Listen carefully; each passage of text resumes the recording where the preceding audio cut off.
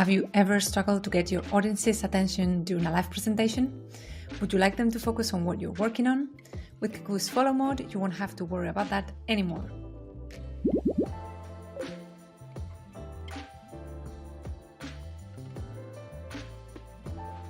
As a presenter, just hover over your own avatar at the top of your board and click on Follow Me. Your screen will be highlighted, and at the top you'll see how many collaborators are following you.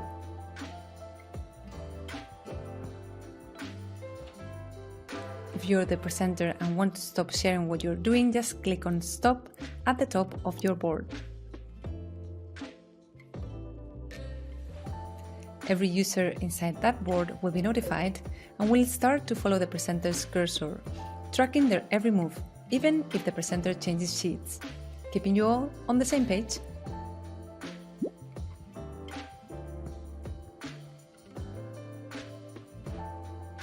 You can also follow other people by clicking on their avatar, allowing you to see what they're working on.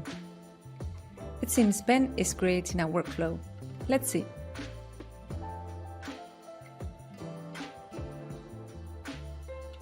Nice!